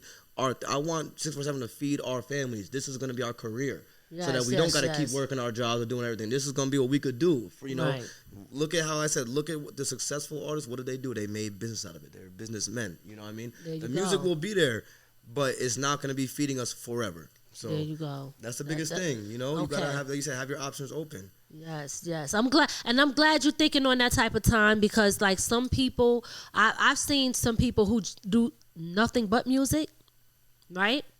Get a little bit of buzz, think that they made it, start shitting on the people around them, thinking like, oh, I got number, and they think they all that, and then when it don't go to no other level and they kind of stuck right there, now they humbling themselves. Now you got to be eye to eye with the very people you thought you were looking down on. Yeah, because at the end of the day, this industry, you have to do more than the music. You have to. So I'm glad that you're doing that. So the label, you got all of that. Now y'all have the label. Is it you in partnership with other people? Talk to me about that. So it's basically it's me and my brothers really, and we all from Middletown, and how it all started was it's like a funny story though. It's called 647. 647. That's a whole. I'm about to get 647. Look that up. 647 Entertainment. Look it up. All everything. Instagram. All that. Run it up. But we already had. I had my own little like group, you know what I mean, and that was Six Mob. That was with some of my other mans from a little bit upstate Jersey, and a few of my bros from Middletown, and then some of my other bros, when they was in school, they had their group and it was called Coop 47, and then what we did was we all ended up making music, and we wasn't even all making music at the same time. It all kind of just happened. Like I was kind of, I think, one of like the last ones actually started making music. But it was funny because we've all been kind of cool, and we kind of just took Coop 47, took my group 6 Mob, and we just combined it 647, and then so that's how we just became. It just became like it's like our little. So it started out. Now it started out with a lot of us. It was like 12, 13 of us. Everybody that want to. It slowly started whittling away. Dudes that didn't want to take it seriously. Dudes that just thought that it was just like, oh yeah, we just here to just for fun. Yeah, and we not. This ain't for play. Yeah, you know what I mean. Like we on man time. Like we trying to really get stuff done. You feel me? Yes. Like so, it's nice though. It's kind of it's just like our little community. From the fact of we do meetings. We meet up. We talk about plans. We talk about not only the music but other ways to get the money. What are we gonna do to be lucrative, to get money to come back in, to get our music to make money? We was throwing money to our own bank. The next big thing for me is doing the full LLC and getting like our own whole credit card and stuff, because I want us to all be able to put the money in so we can all see it, because we started out with just doing cash, $30, $40 every don't week. Do that. Don't wait. No, when you say cash, I want to make sure that I'm saying don't do that to the right thing and not the wrong thing. To giving cash all together like into a pot. Oh no, do that. Yes. We did that. But I like it went good, and there was like stuff that happened, and it was like you can't track the money. So then there was stuff where money wasn't there, or money, and you can't really prove what happened. So I want it all on the bank, and I want to be able to either have one card, or I want to be able to dish all my brand. And like now, right now, 647 is like a like basically 5-6 of us that's like all the time doing our thing. We all make music. It's funny because we're all different type of artists though. Every person at 647 doesn't make the same music. We all make different music, but when it comes together, it's fire because the combinations be like, be wild. It's like it's like you doing like when what was that? Remember that song? Quavo, Justin Bieber, Wayne, looking for the one, and you looking for the one. Yes. I feel like that was a fire combination to me, because that was like a lot of artists that I was like, oh shit, like I didn't think y'all all been a song, on one joint. So it comes out crazy. So that's kind of like how we do it, like you end up having all these different types of vibes and flows, and we're all really a family, so it's cool. When we ever in the studio together, it's just all jokes, laugh. We be cutting ass all day on each other, you know what I mean? But it comes out, the music comes out great. So I like that though, but it's good because we look at it as it's not just family. We here to, like I said, we're not here to BS. It's a business. Right. Yeah, it's business. Definitely start that LLC. Yeah. Okay, I think it's about $250. It's not hard to do. You could go right on there and do it within 30 minutes if it takes that long. And then they send you and then you get your EIN number, which is your employee identification number, which is free. And they send that to you, and you take that and you open up a bank account, your business account, and let all of your money go through that. And then you can apply for a business credit card. Use your credit card. Don't use cash. Okay, I do all of this, everything that I do with business, even everything from the ground up. I use my business credit card. Okay, because then you can write these things off. Think about it. The write-offs. Yes, listen. Look, when you put music out, that's a business write-off. I don't know how do you put your music out? Distro. Okay, it costs to do that. Yeah. That's a business write-off. Okay, when you go to these, yes, it is. When you go to these shows. Do you know coming here is a business write-off? You are an artist. When you came here, no, this is the thing. Crazy, I'm going to talk to you after this. Yeah, we're going to have a real talk. I want to drop the gems, too, for the people that's watching, because here's the thing. You drove here, right? Yeah. That's gas. That's a tax write-off. Your phone is part of a tax write-off because you have to use it to talk business.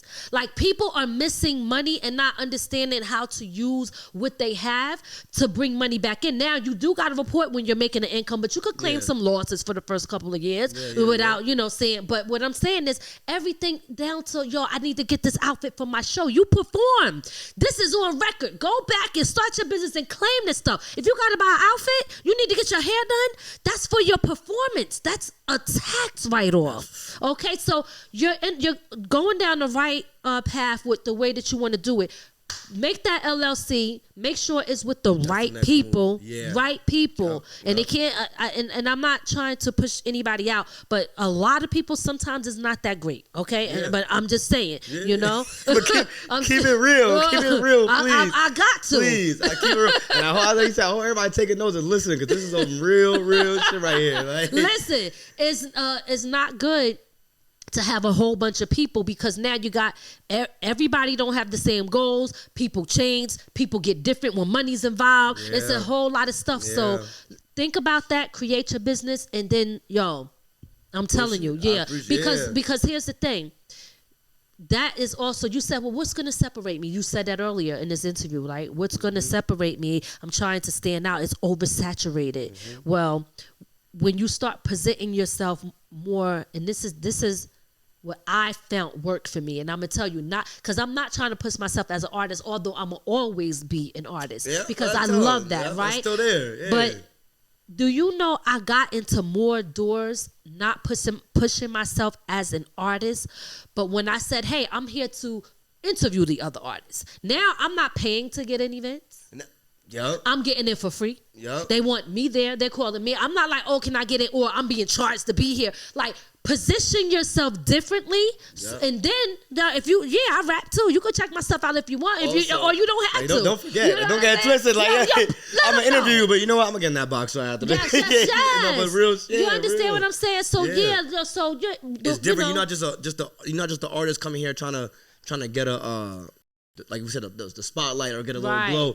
You come in here like, nah, I'm established business woman like that. Boom, like you gonna have to show me a little more respect than that, you know? Than just because people don't. Sometimes they don't respect the artist, and they always want to take advantage of. The artist gets the fame and we get the crowd and all of that. But when you're talking business, now people look at you different. Yeah. So now you as a business owner, as a label, as all of the stuff that you say you do as a host. See, all of that is your brand. You know what I mean? So when you tell them that, you tell them, I do all of this. This is my brand. But you check out my music because I'm dope too. You understand what I'm saying?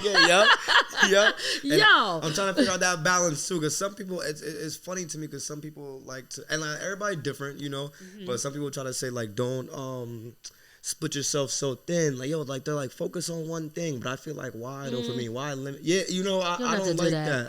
I wouldn't want to limit myself.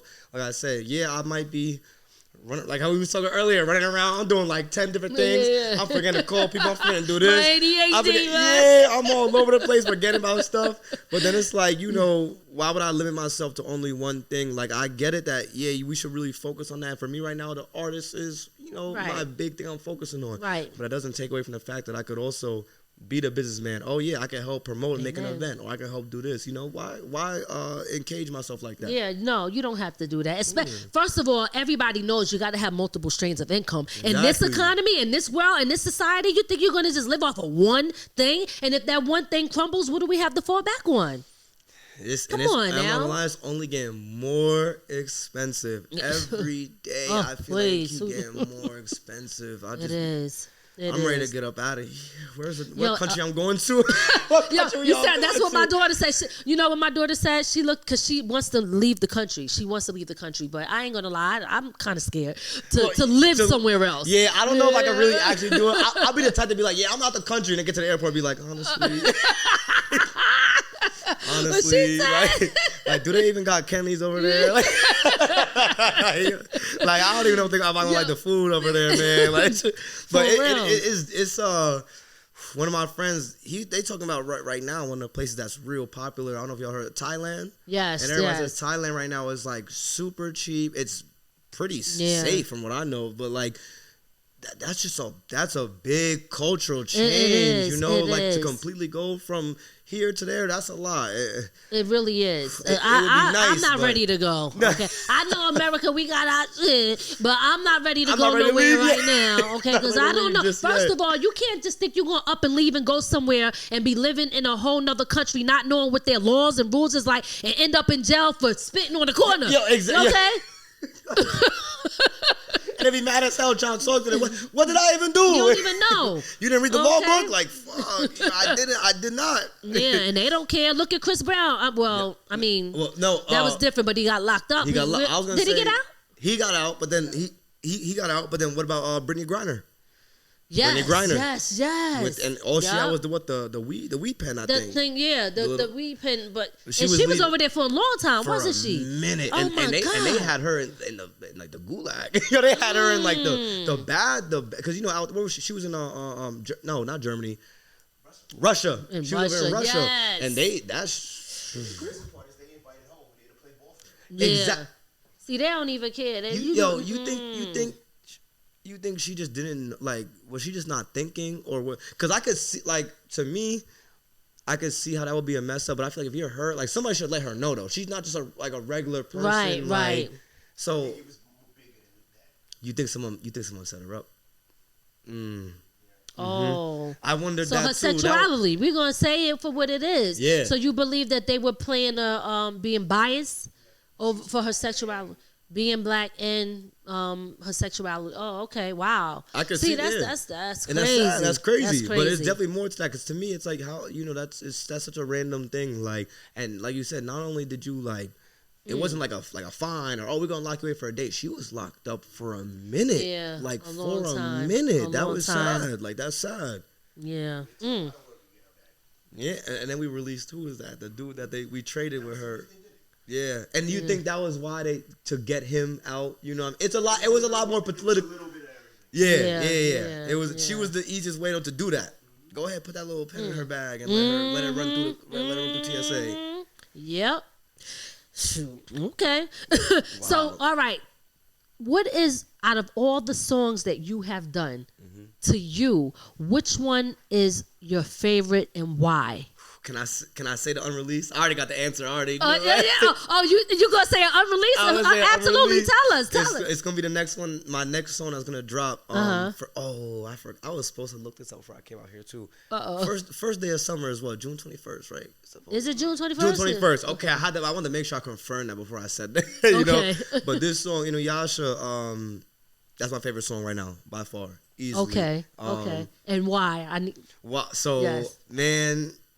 It's the story behind it. It's because it's the type of song, and I'm gonna do that in the box too. Oh, okay, in the creators box. The creators box, yeah. See, we gonna be in there, yeah. You know, okay. But man, it's my favorite. It's my favorite song. So first, I'll start with the title. Inuyasha was one of I like anime. I like anime, watching that and all that. So that was one of the first ones I watched when I was a little kid. Like, you know, mad young, staying up mad late. Like, you know, I was supposed to be in bed. I'm staying up mad late, watch TV. And that one used to come on. I used to always like that one. So Inuyasha, the whole premise of the song, and when y'all hear it, you know, but it kind of sounds like, and it's so funny because honestly, doing this on this interview is going to be kind of cool for me because I think only 2 people know about this, GM being one of them. Okay. But I've explained to him the whole background of Inuyasha, and it's not, I talk about like it sounds like a female. Okay. Inuyasha is a combination of about like 6 females that I dealt with, being exes and like just like situationships. Okay. You know what I'm saying? Like, what did Jada call it? Wait, what did she say? Entanglement? My entanglements. But yeah, you know, it's a combination of a few females. And to be honest, and I know she's gonna watch this, she's gonna know what I'm talking about. But one of the females, her favorite anime too, because she liked anime, and her favorite anime is Inuyasha. And so that was one of my things, like a sub at her, like, oh yeah, all right, so I made this song, like, and I know you're gonna like it. And then it talks about like what all of them did in a certain way, and it's not like bad things, it was like good things. But you know, you might listen to it and think I'm just talking about one female. It's really about like 6 of them, and it's like a certain ones, you know, like, and you wouldn't know that just listen to it. And I think that's what's cool, is that you would have to like do this an interview or talk to me and get to know what it's about and why it's that. And to me, that's why I say when people make music, sometimes, you know, you're gonna take it for face value. You might not know why they said all this. You just kind of vibe into it. Okay, that's cool, but maybe he wasn't talking about nothing. And then when I explain it, people are kind of like, "Oh shit!" Like, "Oh, okay, he like deep." Yeah. I thought he was just vibing, but he actually like, yeah, you know. So like, you know, like I'll just spit some lyrics from it. Like one of the ones, like one of my exes, I had went through a thing in court, and she was in court holding me down, testifying. I said that in there. There was one feed that I messed with. And this is all like, you know, it's from different times. It's like before my girlfriend beat me up. No, it was. He said, "Let me get that right. Let me get that out right because she's gonna be. This is back in the day. Back in the day, she's gonna be like, when were the dates? Let me see all this. You know? But now, like one of the ones I messed with, she was from Jersey. She had an Audi. She liked to drive fast and fast cars, you know, and that's also she's swerving and all that, you know.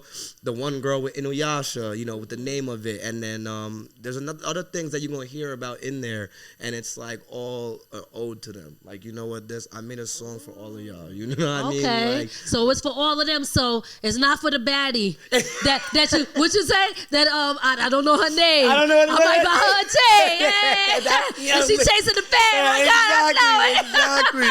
And that's what I'm saying. It's so funny you said it, because I was like, well, there's the new one. I might hear that one. The new baddie. I'd be like, it's a baddie. I'm in love and I don't know her name. Like, you know, because someone's going to hear that song and give you that look. No, ma'am, I don't know your name. Oh, my God. Oh, my God. Oh, God. What's the back room? Let me find out. But, yeah, no, that's Inuyasha easily right now my favorite track. I think that's, right now, the way everything is rolled out. Like Chomp Chomp came out. Chomp Chomp is kind of the introduction, because I haven't honestly released Chomp Chomp's my first release this year for 2025. I haven't had a it was release. In May, right? Yes, May 2025. Yeah, and it's I haven't really got. I went through a few things, a car accident. A lot of things that kind of pushed me back a little bit. Okay. And I wasn't able to go outside for a little bit, you know, and so. It stalled me out a little bit, but I was never like fully done. I'm always trying to work on something. But Chomp Chomp was like the revival. Like, EK's still here. Don't worry. Like, we still work. A lot of people were kind of like, what happened? Like, you know, you stopped for a few months. Seemed like you was off it. Inuyasha, I'm telling y'all again. I'm gonna say to every camera, you. He talking to y'all. So every camera right over here. That's gonna be the song of the summer. I'm telling you. I'm looking forward to it. Yeah. When is it dropping? June 21st. Oh, June 21st. That's the first day of summer. First day of summer. We starting that summer off right. Like, first off, as soon as you wake up. Visual? Oh. Visual. We gotta, that visual is fire. It's a combination of, which is so funny. I'm sorry to speak on that tangent, but with the visual, shout out GM too, because GM been telling me to drop Inuyasha for so long, like, and he after a while was like, because I was such a like trying to be perfectionist. I'm like, nah, like the time gotta be right, you know. I gotta get the. He was like, bro. He used to always be like, yo, bro, shut up, stop. We'd be in the car. He'd be like, yo, bro, shut up. No, drop it next week. And if you know, so I used to be like, all right, bro. So it's funny though. We went to Washington Square Park for a 420 event to go record videos and stuff like that. Okay. And I didn't even go to do Inuyasha, and we ended up making this whole fire vibe. Everybody dancing to my track. Everybody in the back getting lit. All to my track. We ended up recording it that day without me even planning it. And that's how God works. Shit happened for a reason. Like, wow. And we recorded at Washington Square Park, Times Square, and somewhere else. We got another clip, and it's gonna be fire. That's all I can say. Wait for that. June 21st. Make sure y'all tune in for that. It's gonna be different. Make sure y'all cop that. Go get it. Go stream it. Yeah. Okay, or purchase it, because people be thinking you could just stream. But I mean, listen. Throw me a little extra. Look. Little extra dollar. Another thing is, I know we all care about these numbers so much, but we don't want to get too caught up in that. A lot of people that's making money, when they build a fan base, they do direct sell. Yeah.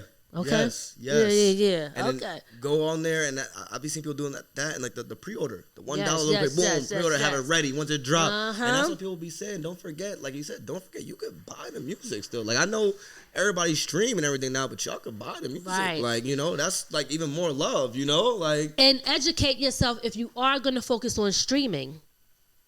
Focus on who pays you the most, because people don't know. Like Apple pays more. Oh, they do. Yeah, they do, because I stream, and I stream my own stuff too, and I be getting my little checks. and they be coming right, and that's and you can look. I don't do Spotify, so I probably got like 2 listeners on Spotify.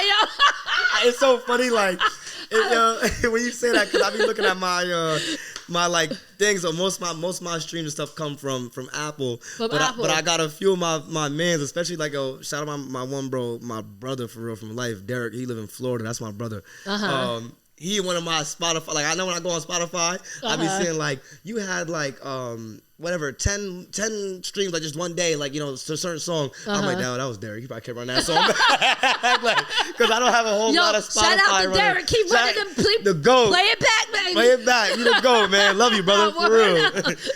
It's just so funny, because I know I only got a few people that really do the Spotify. So when I see the numbers, I know I'm like, okay, well it can only be it's either randoms or it's like a few from that playlist and stuff. Right. But most of my streams come from Apple. I think a lot of people like good. Apple the most. Apple, and believe it or not, what is the other one now? There was a list and it broke down. Not Tidal. That's the. It's Apple, Tidal, YouTube. YouTube Music. Yeah, that's YouTube, a big one now. Supposedly that they're like trying to really push that YouTube music. And was it YouTube Red? I think. And also just using, use your music. I know a lot of times people post it, but your music is on them platforms, so your music is on Facebook, TikTok. Always use that in the reels and the stories. That stuff adds. Tell other people. Have a nice plan when you promote. And also, I like that, Gem, what you said too. I want to tell the people too, to any of the artists also, don't be afraid to reach to other content creators. It don't matter if they're real up or if they're coming up.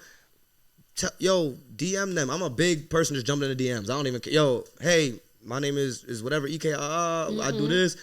Either listen to my music or I see you make content. You could make whatever next video you make. You could throw my song in there. Right, I don't care. Right. And the worst they could say is that the worst they could do is just not answer. And that's okay. Or they're gonna be like, hey, no. Or they're gonna ask you, I charge this and that. But you just gotta put yourself, like you said, out there for everybody to listen to. You know what I'm saying? Especially when you got your music on all platforms. Let content creators go and put your music behind their art. Absolutely. Good stuff. Absolutely. Okay. All right. Let's see. We about to end it so you can get in that creator's box. Let's do it. Let me just see it. Let me just go through, because some of this stuff, during conversation you answer. It's already there. Yeah, so I'll be like, he said that already. I'm trying not to be so repetitive. It was good question. It was good conversation. What legacy do you hope to leave behind in the music industry, and how do you want to impact your listeners? I would like I want my legacy to be some, like I said, I'm not aiming to be, which I want to aim for the stars, you feel me? Of course. I'm not aiming to be a Drake. I'm not aiming to be that. I just want my legacy to be someone that people could look back on. EK was EK was the genuine energy, like you said, always smile. I'm always smiling. Right, like you know, right, every yes. time I can't help it, I'm always smiling. Like he was the one that brought the energy, no matter what. Whether everybody's sad, everybody mad, everybody whatever, you know. I just want everybody to remember, like, whether I'm on that stage, whether you meet me out just at the club somewhere, whether you meet me just in public or we doing an interview, like. It's always that same energy and love everywhere I go. You know, that's like the legacy I want to leave behind. I just want everybody to always have that good remembrance of me. I don't ever want it to be tarnished in any way, you know? Right. You have a light. I don't know if you know that. I appreciate that. I seen it. It's funny when I born seen it. Like, no, some people have it. Like, I know, like me, I'm like that too. When people be like, oh, and people told me I got the light, I can see when other people have it too. Some people don't. Some people, and I'm not trying to be mean, some people carry darkness. Yeah. You know, and you can see it in their face. Yeah, you can you know, feel it. right, you carry darkness. I can't, that's why I gotta be his light. Okay. And not too, look, you kind of got the light clothes on, Ray got the all dark on.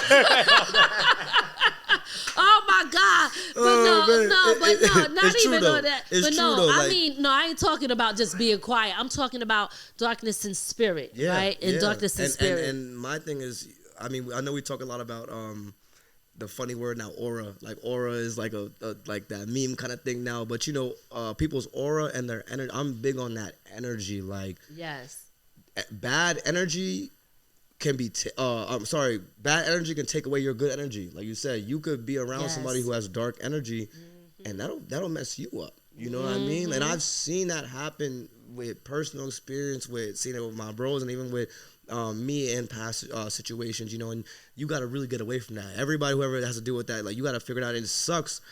It's a hard truth, but sometimes it be the ones that you love, or that, you know, whether it's family or friends. Sometimes you either gotta take a break from them, take a step back, or sometimes you gotta cut them. Right. You know? 'Cause you gotta try to make sure that your aura is clean and pure. You know what I mean? You can't let the bad aura come down, because all people with bad aura want to do is bring you with them. And you know it. Yeah, and you know that's it. They miserable. Come be miserable with me.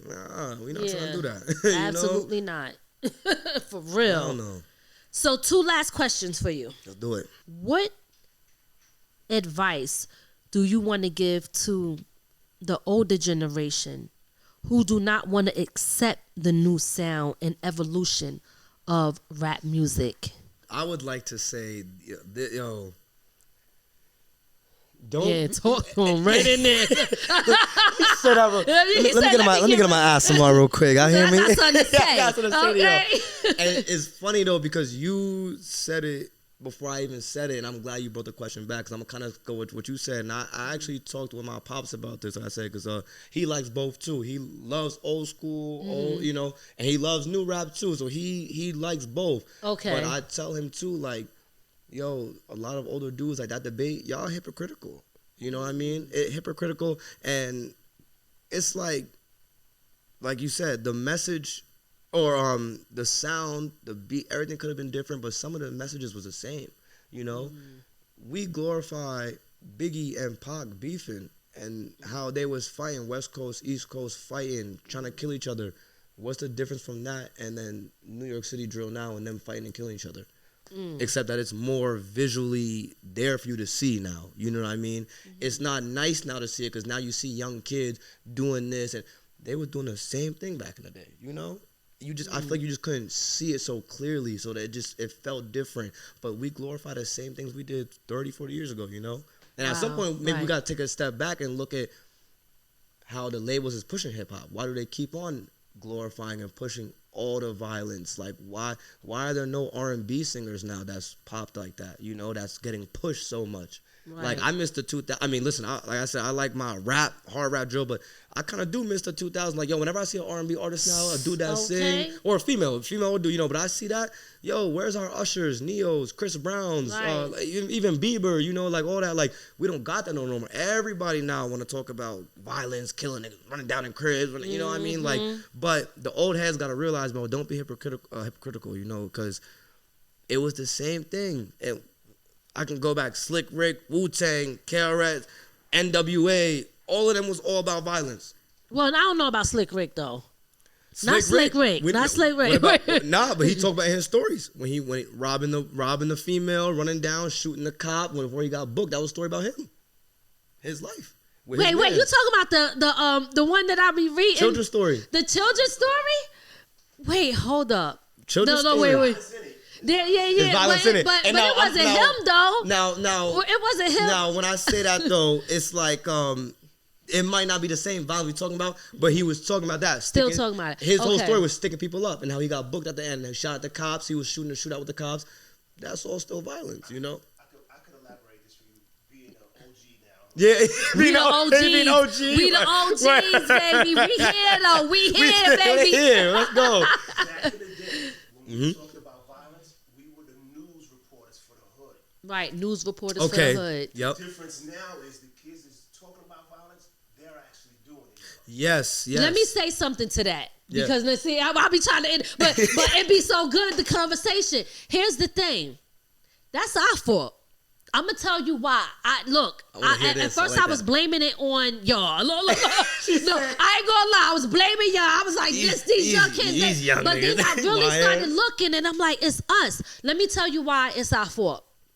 Because we started saying, you rapping about that and you ain't really about that life. You need to really be about that life. So these kids said, okay, I'm going to rap about it and be about it. Yep. We create this. I'm telling you, we have to do better with what we teach our kids coming up. And yeah, if you want to be the news reporter about what's going on in the hood, because that's what hip hop was about, spreading the news, because they weren't telling our stories. But at the same time, when we started spreading it, we kind of lost our way a little bit and started glorifying things that we were talking about that were hurting us. It became a badge of honor. Yeah. You know what I mean? So we made these kids, I'm sorry, y'all could be mad at me if you want. If we saying, oh, you rapping and you ain't really doing that. Oh, they said, well, I'm going to do it. Like, wow. Now they doing it. Now we're like, look at them, they're doing it. And like to add on to that, like I was also saying, I feel back in the day, there's cameras and stuff. But you said it was more of you hearing everything through the music. We watching music videos. You seeing in music videos what's going on, but that's it. Nowadays, they outside recording themselves with their grips, with their, they recording everything and speaking on it. And then that's what the crazy thing is that these dudes don't realize, like, you out here doing do your business. If you gotta do your business, do your business, but do not go and do your business and then go rap about it on a track and talk about all the details, because the cops are just sitting there on, oh yeah, we're okay. Hip hop police, you know what I mean? Like, and that's the thing, they really out here, and these dudes is really out here doing that, but then you out here rapping about it, and that's how it's taking all and a lot of these dudes be having talent, like they got talent, potential. And but then they be like, who snitched? You did. You did in the song. Did you listen to your own track? Like, did you listen? We ran out on Bobby on 24th Street, and the cops be like, "Oh wait, Bobby did just die on 24th Street." Right. Ran to the crib, stashed it over here. They're like in the closet. Like, it's over there in the closet underneath the bed. Okay, yep, there it is. Like, you know what I mean? Like, these dudes be like doing too much. We got to do better. Yeah, we got. You know what I mean? Got to do a little bit better with that, man. But going back to the original, I like that though. How you said with that, there was the hip hop news, and I like that. I just think it definitely evolved in a different way, but my thing is always that it was always still there. You know what I mean? It's always still there, and I feel like that's the biggest thing right now is with between them, OGs like that, with that the music doesn't mean anything, and then with the violence part of it, because I think that's what a lot of things I always hear too. Why I be so violent? And I'd be like, yeah, niggas had Tupac and Biggie, and they was fighting to the death, East Coast, West Coast. Listen, we had that. We got MOP. Like, it's a lot of people that I can name where I know, like, listen, they talking about stuff, and I listen to them with Onyx. You know what I'm saying? Listen, I listen. I know for a fact, and I know somebody was like, that's because you got a weak mind. No, listen, because I said this one time on the show. The thing is, music does do something to you. When certain songs came on, I became very aggressive. Yeah. You understand? And think about it. In the club, if something hard, then guys is like this. They grilling. Everybody start looking at each other like, what you want? Like, energy is shift. Yep. So before this is really the last question, and then I want you to give your social medias, tell people how they can support and follow you. Now, give a message to the younger generation. What would you say to them coming up that they should look out for and what they should be doing? I think the younger generation, what y'all need to do is, like how we've been saying all day, always be you. Like, don't ever change. And this goes to even, like, listen, if you went through hard times and your passion is, you want to make drill music, make your drill music, you know, but be smart about it. You know what I'm saying? And don't make that your whole character. Nobody making straight drill all the time is getting out. You know what I'm saying? I'm sorry to tell y'all that, but it's just a fact, you know? And learn to do more things with that. You know what I mean? People be having potential, but don't stick yourself to just one genre. You know what I mean? Go ahead and try to sing a little bit on the track. Go ahead and try and melodize. Talk to the females. You know, it doesn't all gotta be one thing, but do you, be who you are. It doesn't matter whether it's drill, melodies, R&B, whether you want to sit there with the triangle and do some shit, I don't know, you know, but whatever it is, yo, stick to yourself, though. Don't change for nobody. And the industry, it's all gonna keep evolving and changing. It don't matter where. It don't matter the industry go left, go right, be you. You want to go straight, you want to go left, do what you want to do. That's the biggest thing I can say. Because, like we said, the industry, it's grimy. It's grimy out there. You know, it's grimy. So don't rush to anything that you're not ready for. You know what I mean? There's a lot of shit up there that you're not going to expect. And when people get into this business and they really get into it, you're going to realize it might not be what you want. And you want to just make music, enjoy, feed your family, get your streams, and dip out. And that's good. But just stick to yourself. Don't let nobody change you in this industry.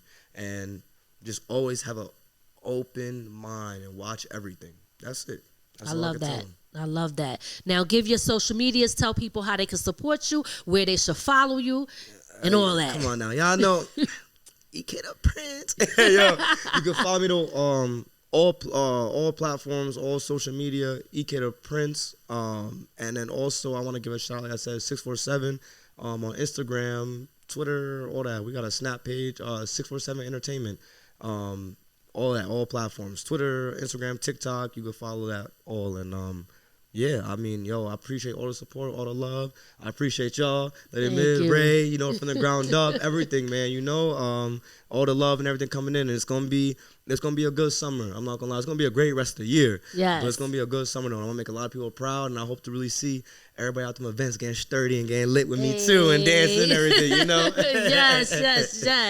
All right. So listen, we appreciate you for coming on the show, and we are looking forward to your latest album coming out on June 21st, the first day of summer. Can't wait to see that and the visuals. So make sure y'all stay tapped in with that, and stay tapped in with us. Y'all know it's not over, though. He's going in the creator's box. But I got to end this part of the show. This is from the ground up. There's only one way to go from here. And it ain't over, baby, because we about to move to that creator's box. Let's get it. Let's get it. Let's get it. Okay. Sit, boy. Like, what do I do? Like, what do I say? Let's get. Hold on. 1, 2, 3. Let's get. Like, what do I do? What do I say? I am in love with a baddie, in love, but I don't know her name. I might buy her a chain. Love her head is insane. Tell me, little mama, are you about drama? Are you about fame? Hold on, I'm ahead of the game. EK the Prince, you remember my name.